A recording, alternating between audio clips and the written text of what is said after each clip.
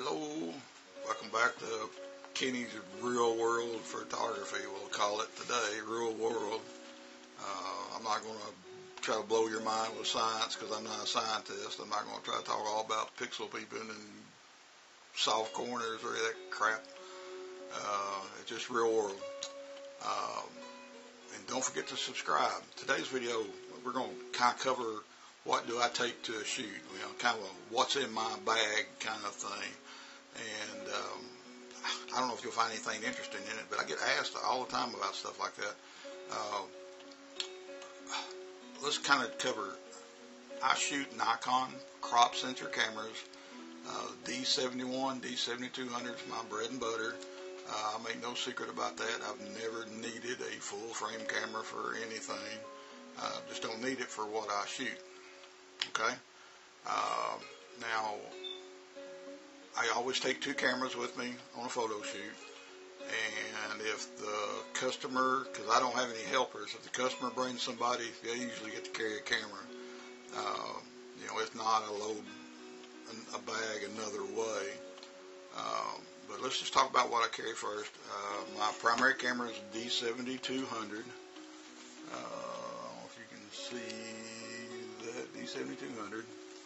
And the 85mm 1.8G is always on one of my cameras. This is my favorite lens, bar none, for most of my photography. So I've always got the 85 and it's ready to rock. That and the 50mm 1.8G is a must. And some days I shoot only primes and I'll shoot on-camera flash, and a lot of that's because of weight and because I still get the shots that I want. I have a bad back, and weight can be a really big deal for me sometimes about what I carry, because when I shoot outside, a lot of times we're walking all around the park of some kind and taking the photos, and I gotta be cautious. I gotta be careful about what I take.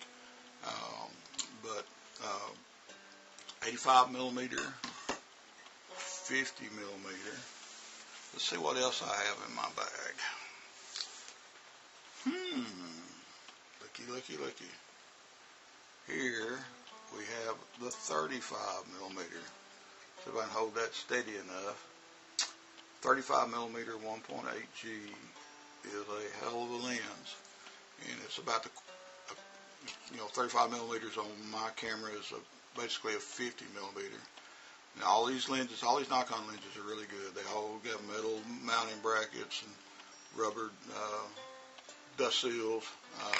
Nikon makes a good lens for the money, and their prime lenses are fantastically famous. So I use this when I want to show a little bit more environment. My 50 and my 85mm, I get my subject really good, but if I want to shoot down a fence or include another piece of environment, the 35mm works really good for most of those shots. And every once in a while, I'll pull out this lens. It's a secret, but I'll show you. This is a good lens. It's Nikon ultra wide. Guys, it's a 12 to 28, and that's a good looking lens. It's an f4 lens, which is fine because you're not going to get that much bokeh anyhow out of wide, ultra wide. But there, Nikon, you see it? It's an ATX Pro lens. It's a good looking lens on your camera.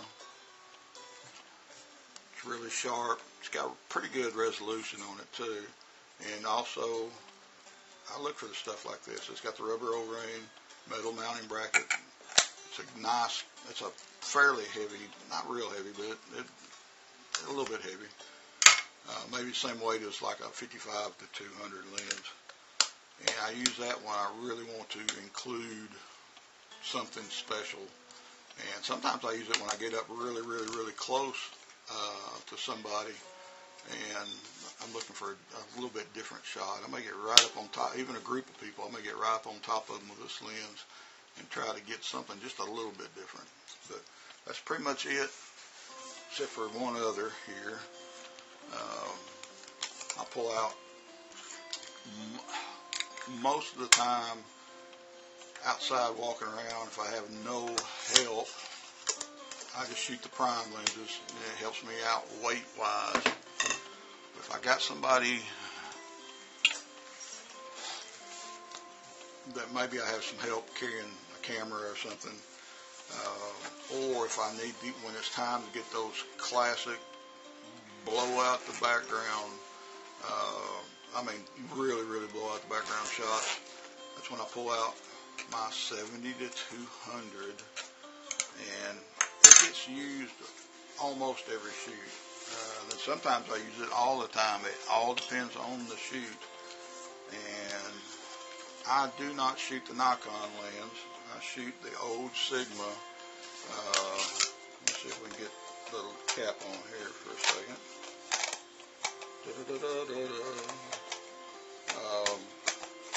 It doesn't matter, guys. Like I said, again, crop sensor or full frame, it just doesn't matter. But here it's the APO, 70 to 200. It's the DG lens, which basically it just means you can shoot on any camera. I don't know if you can see that. That's a good looking lens. It's sharp as hell. And at 2.8, if I put it on 150 to 200 millimeters, f2.8, you're not going to see anything behind the customer if I'm up and doing a portrait shot. And there are times if I use this on my off-camera flash, and I may use it the whole shoot unless I need something wide, and then I'll switch to a different lens. So I'm really flexible about how I use these lenses. But the 70 to 200, guys, is if you can afford it, it is the workhorse lens maybe of the camera industry. When I was in China, all the big photographers, they all had usually 24 to 70 and a 70 to 200, and that's the only two lenses they ever took on a photo shoot. Me, I get a little bit more specific. Right, that kind of covers the lenses I keep in my bag. The other stuff's fairly easy. I use flash all the time, and I use a manual flash. Let's look here. Oh my, Lady Gaga. Young Noah. It's a 560 Mark IV. It's a really good lens. And my sync speed with my cameras is 1/250th of a second. I use almost every shot I take, I'm using a flash, on or off. This works just as good on camera with my mag mod system that I'm going to show you real quick. If you're not shooting flash, guys, you need to learn how to shoot flash. You need that catch light in those eyes, and it just adds a little bit of life to your photo. Keep my mouth from drying out. I always start on the lowest settings first and work my way up if I need it. Sometimes the lowest setting is all you need. So that'd be 1/128th. Anyhow, get a good flash. If you're going to be out shooting portraits, get a good flash, guys. Now, let's see here. On my flash, if I'm shooting off camera or on camera, I'm going to be using the mag mod system, guys. You just can't. I got the magnet turned around the wrong way. Sorry about that. It's magnetic. It's hard to pull off. The spear works really good if you got an area, if you're close to somebody, or you got an area that can take a big light, because this puts out more light than you think. Okay. If not, I'll shoot the grid. I'll just put the grid on top. It'll look kind of like that. And you can shoot awesome portraits with the grid. It just narrows the beam a little bit. Mag mod outside is awesome, and it's also awesome inside. Everything I shoot is mag mod. And if I'm inside, if I turn the garage into a studio, this is all I need right here. And I put it right up beside my lights and put it on low setting. I get exactly what I want every shot. Mag mod is really, really hard to beat. And when you're outside, the wind can't hardly blow it over at all. If you got a decent stand, put that flash and the mag mod up on it, and you're just not going to have problems with the wind. So there's nothing for the wind to catch, and you're still going to put out a lot of light. Let's see what else is in my bag here a second. Always, guys. Here, let me get down here. Got to reach around. There's certain things you got to have. Always have a couple extra SD cards. They're cheap these days. Have a couple because they can go bad. Batteries.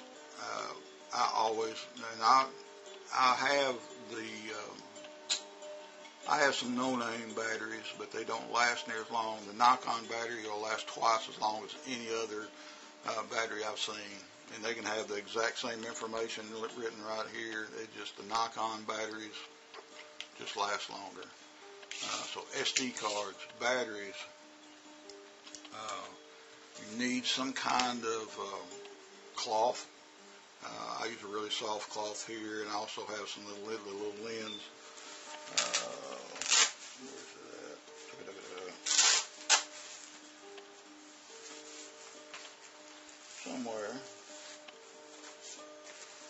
Somewhere I got the little lens wipes. I'll have to find it. It's lost in the bag. And my big bag is what I call the mothership. It's a big old low pro bag. And I can put a lot of crap in this bag, but I don't want to carry it with me during the shoot. That's the reason it's a mothership, and I'll use something else when I go out walking. But have your good soft cloth, wipe your lenses, and never leave home without your puffer. It's too easy to get something caught up in the eyepiece or on your sensor, and if it's on there and you don't have something to blow it off with, you're blowing a shoot. So be prepared, because it can happen. And make sure when you take that lens off, never take that lens off with the camera pointing up. Always take it off and put it up against your skin, put it up against your shirt. Don't let anything get inside that camera. That is so critical. But don't leave home without this little dude. Understand? You gotta have it. Batteries. Make sure you got not only batteries for your camera. Make sure you got extra batteries for your flash. Extra battery for your trigger. You just gotta have it. What else I keep in my bag hidden? A secret thing. I always have a bottle of water too. Alright. And something else I keep. If I have the need where I use 2 flashes, so I got some helpers and I'm really needing 2 flashes, I'll carry an extra diffuser. This is not mag mod, but it works in a pinch. It's just a little cheap Godox. Just open it around and it attaches to some Velcro.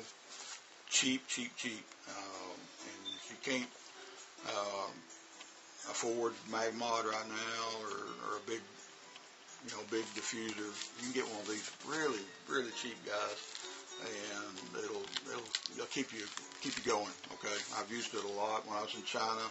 I used to use it a lot when I first got it, especially before I discovered mag mod, and it did just what it's supposed to do.